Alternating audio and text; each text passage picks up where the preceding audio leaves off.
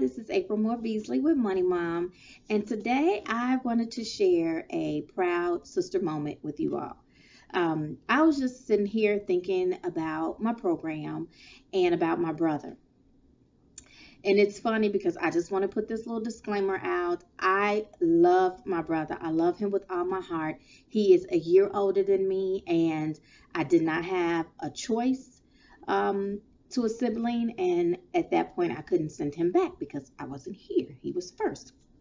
So, um, but I do love him. I think he is one of the smartest people that I know. But I will say this, I think he makes the worst decisions, and he has. But needless to say, I had a proud moment with him. We are both, we both are, well, we're both from Chicago. We were raised in Chicago. He was not born there, but I was. And now we both reside in the state of Texas, and he is actually 4 hours away from me. But he came to Texas first, and he sent me a text. He was able to get a job, and I think he started part time, and then he went full time. And when he went full time, he was offered benefits.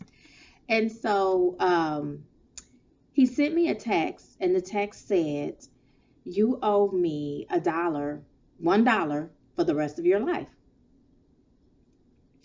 So I'm reading this text and I'm thinking like, what is he talking about? And why do I owe him anything? And we're going to need to discuss this. This is not a conversation we can have over text messaging. So, of course, I picked up the phone and I'm like, boy, what are you talking about? And why do I owe you $1 for the rest of my life? And so he told me, he was like, I got benefits at my job and I got life insurance and you're the beneficiary and it's costing me $1 a month. I said, okay, with a smile because, sometimes you have to pick your battles. And I asked him, I said, well, how much is the insurance policy? And he told me, and I was like, okay, that's good. I was like, thanks for telling me. Okay. Okay. That's really all I could say.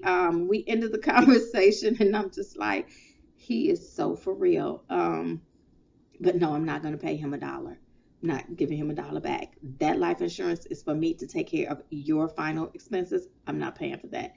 So, yeah.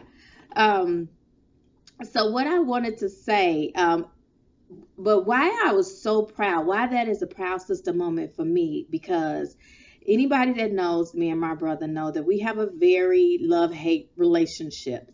But at the end of the day, I know that if I call him, if I needed something and he was able to give, if I needed him to get to me or anything, it's done, period. If it's within his reach, if he can do it, it's done.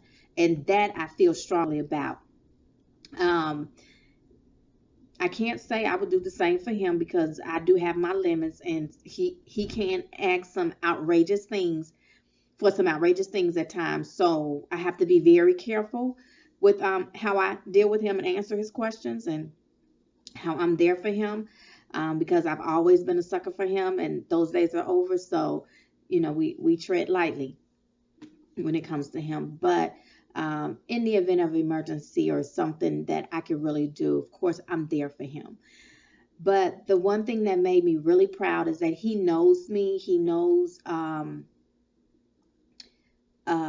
my abilities. He knows what I'm about. And although his main concern is how I can make him lots of money, um, yeah, uh, what I was very proud of is that in Mom's Master Plan, the first step is communication.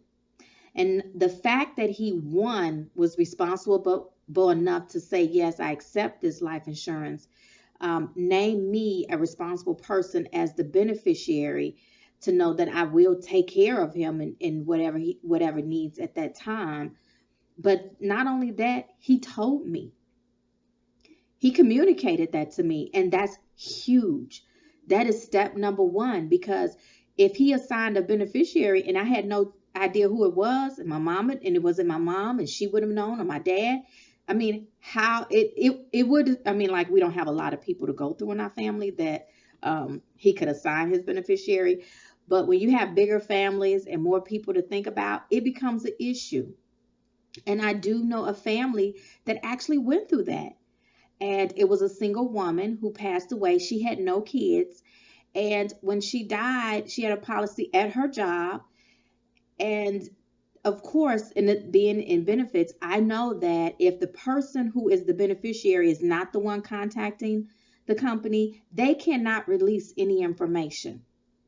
And so it took them a while to be able to identify the person she left as the beneficiary. And I mean, they had to have a round table with all the family members that it could possibly be. And this is a true story. So the fact that he called me and he told me in his own little peculiar way that I was the beneficiary of his life insurance policy was huge, super huge for me. And I was so proud of him for just being proactive and communicating that with me. And so, what else I want to share with you is that Mom's Master Plan is for you and your family. And if there is a family member that you may have that may not have made the best decisions in their life, and you can ultimately be responsible in some form of fashion if something happens to that person, be it financially or just having to make decisions. You want to use Mom's Master Plan to be able to get the information and ask them the right questions. So if something should happen, you would at least have some type of direction that you know that you need to go in. So I just wanted to share that proud sister moment with you. And I thank you for listening and checking in. If there is a mom that you know that could use this information, or anybody that could use this information, please share. And again, if you have any questions, we're available. You can email us at mom, at moneymominc.com. Have a great day. Ta-ta.